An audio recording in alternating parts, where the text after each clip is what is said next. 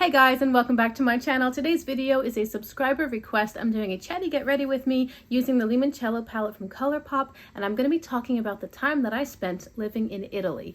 If you're interested in seeing that, don't go anywhere. If you've never been here before, hello, my name is Rachel. I love to play with colorful eyeshadow, and I try to upload several videos every week. It's all eyeshadow related content, as much as the children will allow me to film. I hope that you'll consider liking and subscribing before you go. Now let's get going with this video.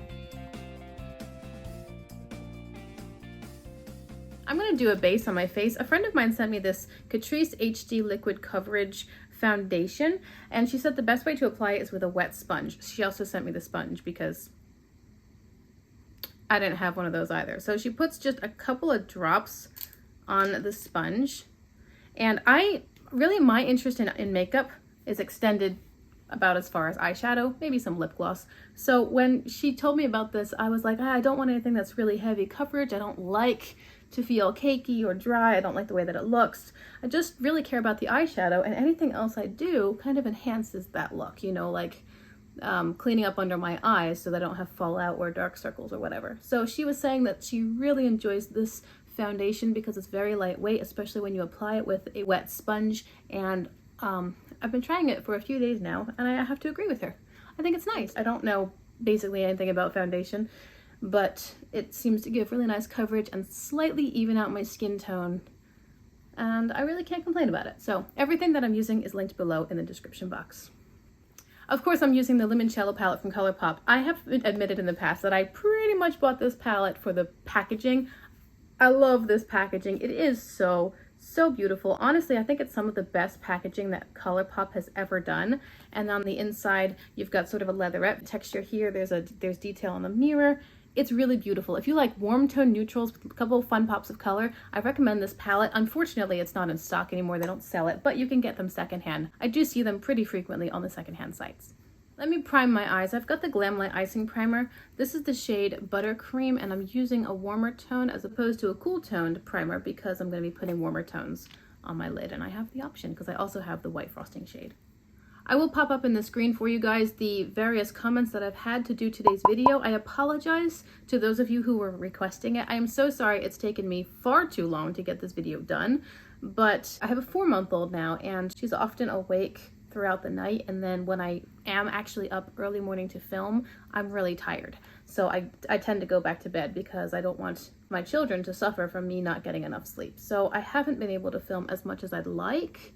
And when I do get a chance to film, it's not always a reliable block of time, and I knew that this video would take longer. So I have my children upstairs. Hopefully they will sleep long enough for me to get this video done. So let's talk about Italy. I have always loved Italy. I'm taking a medium brush and going into semifreddo, and I'll put that on my whole crease.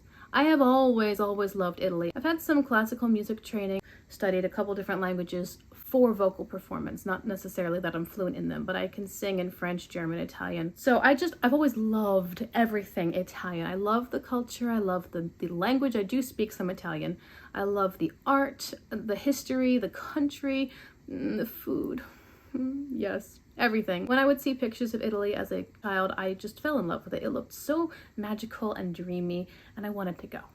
Now, my parents had told my siblings and I, listen, when you graduate high school, we will pay for a round-trip ticket for you to go anywhere in the world that you want to go.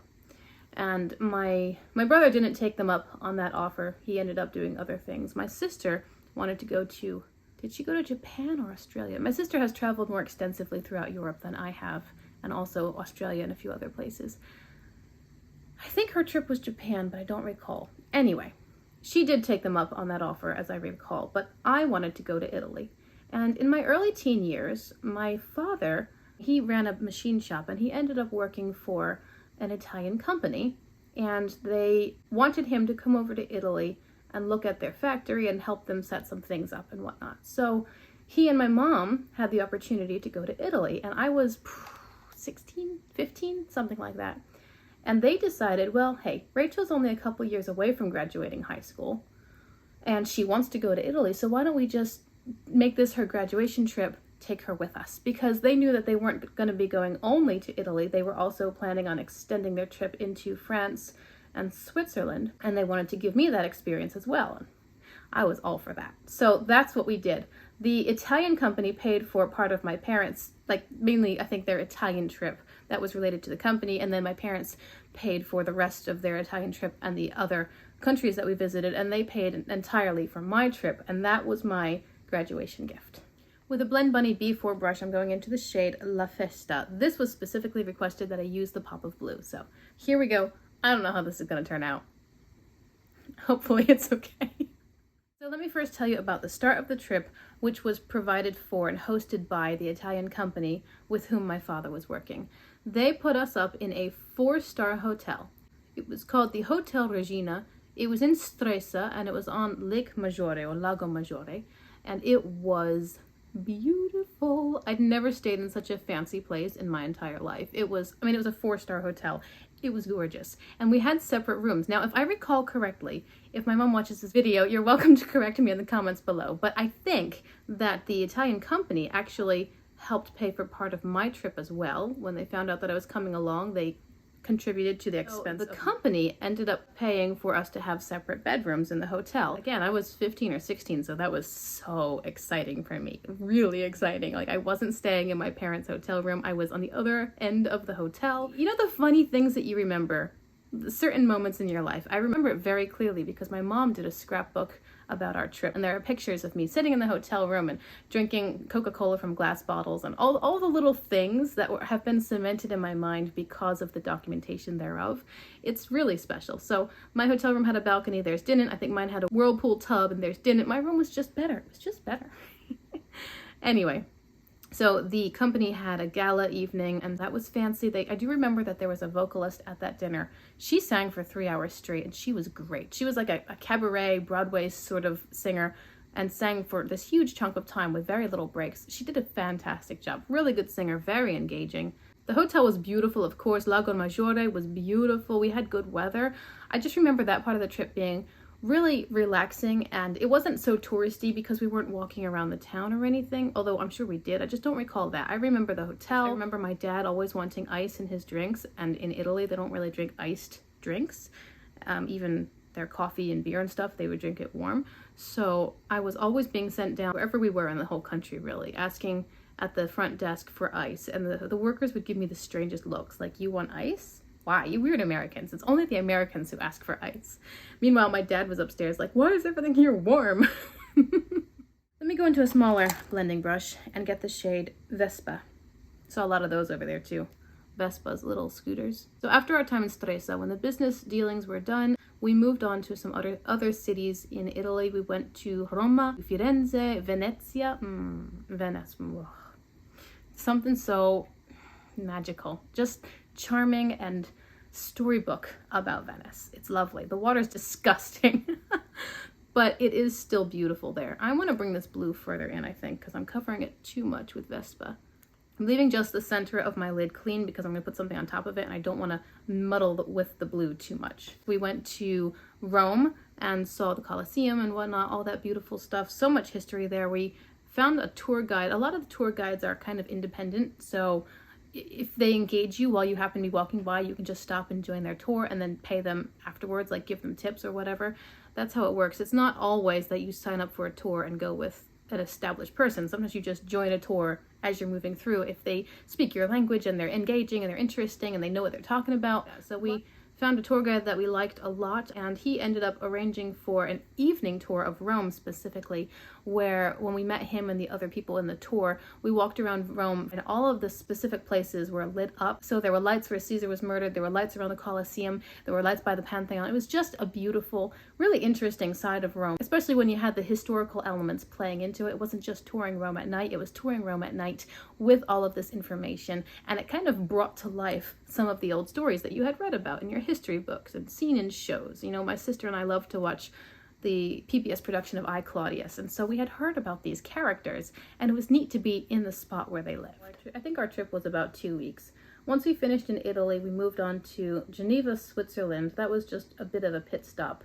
I think it was more like a train layover, and we spent the day there, and then we kept on going, and we were in Paris as well. So in Geneva, I remember eating lunch in the train station, and the food was really wretched. I think we had octopus, and it was rubbery and gross. And then When we got off the train in France, it was so funny because in Italy's known for what, their pasta, right? And the antipasti. Well, in Italy, there's not a lot of sweets. In fact, what they have for dessert might simply be table grapes or nothing at all, or some wine. In France, desserts are the thing, pastries. So when we got off the train in France, my mom stepped out of the train onto the platform and she goes, sugar. She could smell the sugar in the air from all of the French cooking all over the place. Little cafes and restaurants that had delicious desserts, beautiful desserts. Everything was picturesque. There was so much attention to detail. I remember Mom and I went out for dessert one day and I got this chocolate mousse that was amazing. It was incredibly delicious, but it was also beautiful to look at. It was this lovely sheen, like a mirror glaze of chocolate mousse, and then they had taken very, very thin sheets of chocolate and painted music notes onto them in white chocolate, so you had stabs of music, and then they broke them into little shards and stuck them into the top of the mousse. So visually it was very appealing, and everything was edible, everything was delicious. So France was the place to go if you wanted dessert. Absolutely. Geneva did have good chocolate, but we weren't there long enough to really explore very much. So in France, we went to Paris and we walked around Paris. I think that's the only city we visited in France, at least that I can recall. We got a hotel there for a few days and we're touring the area. Of course, we went to see the Eiffel Tower. And I remember standing at the top of the Eiffel Tower and looking out and seeing the smaller replica of the Statue of Liberty, because France gave the United States the Statue of Liberty. So they have a smaller version and you can see it from the Eiffel Tower. So I remember seeing that and being intrigued. It was a really unique experience to be standing at the top of the Eiffel Tower, the pinnacle of, this is Paris, this is France, as far as what foreigners and tourists expect, and to look out and see what you might think of for America, like the Statue of Liberty, immigrants and travel and tourism and New York City. It was just an interesting juxtaposition of the two nations, really, the two cultures. So that was more or less the trip with my parents, and it was amazing. About 5 years later, after I was out of high school and just a young woman working, I decided I wanted to go back to Italy because I had such a beautiful time there. So I saved my money for a while. I found a study abroad program, which my sister had used for Japan. That's what I'm thinking. Anyway, she'd used it for Japan and I used the same program for Italy. So this study abroad program set me up in a place called Siena. Now, Siena is a town in Tuscany, and it's famously known for its horse race, Il Palio, which I meant to research further before today's video, and I apologize, that didn't happen. You're welcome to look it up. I can put some links down below in the description box talking about Il Palio and what it's all about. But Siena is the home, I don't like that blue. Siena is the home of Palio. It's just this sweet, ancient city, so full of history. I believe it was the home of Dante Alighieri, and there's a famous medieval church there, Basilica di Caterina? I don't remember. Anyway, I lived in sort of the suburbs of the town. My first night there was a bit of a snafu with the accommodations. The study abroad program had messed up my arrival date. So when I got there and I checked in at the school, there was no homestay family for me. I didn't have anywhere to go. So I spent the first night in a hotel, which I tell you was quite a challenge because I spoke maybe 5 Italian words total. I hadn't done any language study before going there because that was the point of the trip. So I found my way to a hotel and I figured it out. And the next day, the school had contacted the program and said, hey, the student's here and there's nowhere for her to live. So they thought that I was arriving 2 weeks later, and it was the problem on their end because I went back and checked all the communications and whatnot with the program and they just made a mistake. So they set me up for those 2 weeks with a single woman who did the homestay family stuff. Her name was Tina, and the responsibility of the homestay families was to provide a roof and breakfast and dinner. Basically everything else was on you. So Tina provided breakfast and dinner. I would go to school every morning. It was funny because I did not have an alarm clock. I was on an extremely tight budget. I could not afford an alarm clock, and I didn't have the language skills to ask her to wake me up, and it also wasn't her job to wake me up. So what I did in order to get to school on time every day was I drank a ton of water before going to bed, and my bladder would wake me up. My next homestay family after 2 weeks were Laura and Mauro, and they were a much older couple. They were in their probably 60s to 70s. They spoke absolutely no English. Tina spoke some English, so she was a great starter for me because I was kind of figuring out the Italian and she spoke some English and we met on shaky middle ground. But Laura and Mauro spoke no English at all, so I had to know their language in order to communicate. They were a very sweet older couple. I actually ended up staying in touch with them for quite some time, several years after I left. I think it was maybe in the last 5 years that I stopped emailing with either them or their son, but they were a nice couple. One of the most famous areas in Siena is the home, like where they host this Palio. Now, Il Palio is a horse race, and if I recall correctly, Siena was broken up into, I believe, 12 factions, and they were always at each other's throats or warring. Palio was kind of where the factions would come together, and they had this horse race. I don't remember all the details. I'm sorry. I meant to research this, and it didn't happen. I'm going to take my finger and dip into the shade Serenade.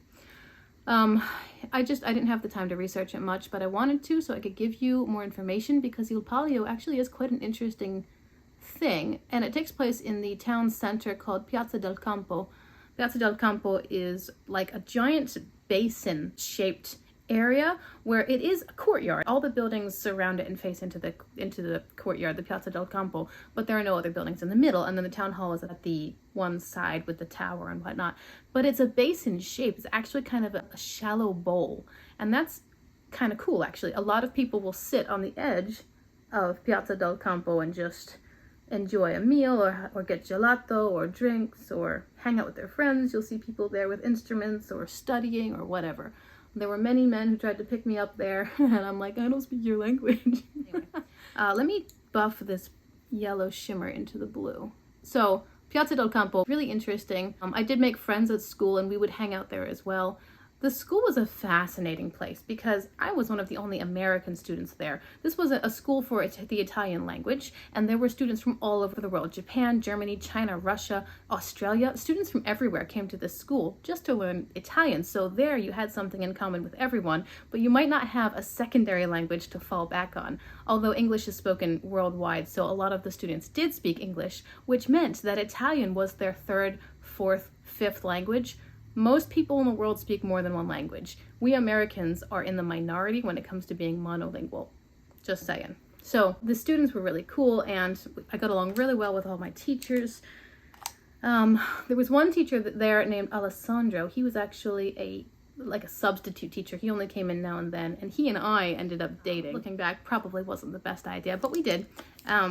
And he was a really, really nice guy. He was very intelligent. He played several musical instruments. He spoke 7 languages fluently, and he taught Italian.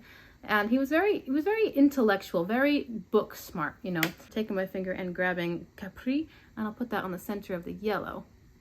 Now, what I meant earlier about muddling up, I didn't want the blue to carry all the way over, because putting the yellow shimmer on top of the blue would create green, and I already have green planned. I just wanted green in the very middle. Can we see that?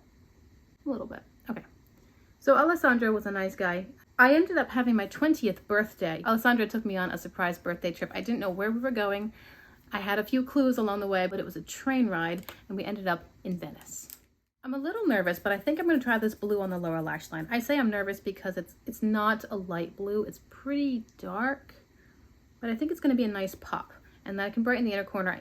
We'll see. I'm going to take a small pinch blending brush and go into La Festa and put that on the lower lash line. So Alessandro took me as a surprise to Venezia for my birthday, and it was just a wonderful weekend. We went out to eat, and we happened to be there while there was a chocolate festival, so that was fun. I am quite a conservative woman. At the time, I was quite a conservative girl, so I made it extremely clear to him that he better not have any expectations, if you know what I mean. And he didn't. He was just a gentleman the whole time, and he just wanted to take me for a surprise trip for my birthday, and it was lovely. Do you see how bringing the blue to the inner corner really made my look heavier? It's not quite as bright. Again, I didn't really know how this look was going to turn out, so I might end up hating it. We'll see. Besides Venezia, Alessandro also took me all over Tuscany. He had his own little car, and we would drive all over the place. We went to ancient medieval towns, Monteriggioni, Vada, Viareggio, and we also went to Firenze. And above Firenze, there's another town called Fiesole, so we went there as well, where you can overlook the city of Florence. Beautiful place. A lot of the pictures you may have seen of the Florence Duomo, the big church of Florence, are often taken from Fiesole because it is situated back and above the town, so it looks down over Florence. It's quite a nice place. I just love all of the history, the old towns, the cobblestone streets, the ivy climbing up the walls. Everywhere you looked, there were sculptures and engravings and so much detail and character. It was just a beautiful place to be. in that part of the world with all of its rich history, I mean, America is quite a young country. Italy had some very old places, and there was so much of interest, just fascinating part of the world, and beautiful and charming, kind of drew you in. The people were quite aloof. People talk about Parisians or Frenchmen being rather aloof, and I would probably agree with that on the whole. I don't remember as much of my France trip as I do of my later Italian trip, but I do remember that the people of Siena were quite aloof. I lived there for only 3 months. I wish it were longer. How I wish it were longer. But I lived there for 3 months, and there was this one guy. I went to the same little store. It was like a gas station or a small convenience store. It's called SMA. And I went there every single day. And it was the same exact cashier every time. And I might get a snack or a chapstick or a bottle of water or something. This clerk that worked there, my last day in the country, he finally looked me in the eye and smiled a greeting. My last day there. And I'm like, dude, I'm leaving tomorrow. We could have had a nice friendly exchange for months. And now I think I'll take a very small brush and grab touring. I'm gonna put this as an inner corner highlight. In my last few months in Italy, or rather my last few weeks there, I found a voice teacher because I didn't want the opportunity to pass where I could find somebody in Italy who spoke Italian to give me lessons in classical music. So I found a voice teacher. I think I had 3 lessons with her. And that was just a little side note. I didn't really have a lot of time to have lessons prior to that because I was so busy just trying to hold on to enough of the language that I could function, that I could communicate. I really appreciated the experience of total immersion because it was very effective. You find yourself in a situation where you have to learn how to communicate. You can't fall back on English. You can't fall back on miming and charades. You have to learn how to communicate. And all of the input is feeding not only that need, but also the ability to do so. Everyone around you is speaking that language. All of the restaurant menus and the street signs and the billboards and the television shows, everything is in that language. So yes, you've got a large task ahead of you to figure out how to communicate, but that task is made a little bit easier by the fact that it's really your only option. I've got the Tulum palette from BH Cosmetics, and I'm dipping into the shade called El Castillo, and I'm putting that as a bit of bronzer on my cheekbones. I want to bring some of the orange down into the look. So that was mostly my trip. I mean, there are so many details, people, memories. I remember in one of my homestay houses, there was a young man who lived right across the little alleyway, and he and I were usually sitting at our desks looking out the window at each other at the same time of day. I don't remember what his name was. Stephen. His name was Stephen, or Stefan. And he was a medical student, and it was so funny because for weeks we would sit at the windows and I would be studying Italian and he would be studying his medicine, and we would see each other, and the first few times you just meet each other's eyes and then look down again, and then a few times after that you're like, oh, hi, and then a few times after that you might actually wave, and eventually we got to the point where we were greeting each other in a friendly way. Each time we sat down, sometimes there'd be laughter, like, oh, here we are again. We have to stop meeting like this. At some point we ended up meeting in person and we chatted a bit, and that's how I found out that he was a medical student. But it was just really fun to meet a lot of people from all walks of life. You have this common interest of wanting to learn the language, but you're bringing into it so many different experiences, and that was very interesting. I'm grabbing Milani Luminoso. This is a beautiful peach blush, and I'll just throw some of this on as well. So the last thing to mention is my now friend who lives in Italy. It's been years since I had any kind of contact with that part of my youth, those months and years of traveling, whatnot. I love traveling, but now I'm married and I have small children and COVID, and it's just not part of my life right now. I hope that one day it will be, but right now it's not. So there is a website that I went on, Language Exchange. I'm getting a highlighter. This is my ABH Aurora Glow Kit, and I'm grabbing the shade Lira, which is like a yellowy one. So the way the Language Exchange website works is that you mention what you do and what you want to learn, and it pairs you up, or you can search profiles of people who, maybe speak Italian and want to learn English. And the idea is you become pen pals and you can help each other with your respective languages. So I had contacted some people on Language Exchange and no one ever got back to me, and I forgot about it. And then months later, months and months, so long that I'd forgotten entirely about the website, I got an email from them saying, Francesca has messaged you. Would you like to respond? I actually had to figure out what my username and password are because it had been that long. I'm sorry, I put the Crystal Crush from ColourPop in my waterline. Now I'm putting on mascara. So Francesca emailed me and she said, hey, I found your profile. Would you like to chat? So we sent some emails back and forth through the website, and then we decided, why don't we share our WhatsApp numbers and we can talk that way, because honestly it was just less hassle and you can do it on your phone and whatnot. So that's what we did, and we literally spoke every day for like a year. At that time I was newly pregnant. Do I want to do a liner? I think I want to do a liner. Hang on. Okay, sorry, I just decided I wanted a little bit of a wing. So anyway, I was pregnant at the time with my now toddler. That was a time in my life where I had so much openness during my day. I could do anything I wanted. My oldest daughter was at school, I was pregnant. I was running a machine shop at the time, but that sort of tapered off towards the end of the pregnancy by design. And I just had a lot of time for hobbies. I had a lot of time for starting eyeshadow. That was when this began. I had a lot of time to chat with my friend on WhatsApp.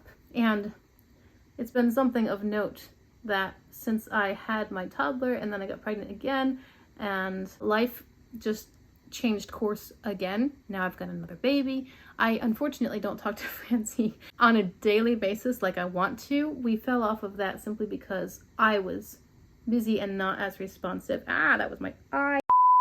But we do talk several times a week. At this point, we don't always have the opportunity to be on the app at the same time, back and forth and back and forth. So what it ends up being is she'll send a bunch of messages and then I'll respond with a bunch of messages. Usually we would alternate days. We speak in Italian and then the next conversation we speak in English. That has also changed a little bit because of me and my schedule. I don't have the mental space right now to translate. It's just, my brain is tired. And Francie has been so patient and kind and helpful. We have a genuine friendship now. It's not just about the languages. So more often than not in the last couple of months since my new baby was born, we have spoken just in English. If she's rushed, then she'll write in Italian and then it takes me longer to get back to her because I have to sit and translate these paragraphs of text. I'm not complaining. It has been great because it really has helped my language skills. Her English is far better than my Italian is, so there are very few edits and corrections that I need to send back to her, but the language exchange has just been really fun to find somebody. Again, common ground. You both have the interest of learning a language. You can build a friendship and a relationship around that interest. It's been pretty cool. And Francie has been a true friend. She's very sweet. She has 2 daughters as well. She's very kind. We'll send pictures back and forth when we go on vacation or whatnot, talk about our families. It's been a lovely friendship.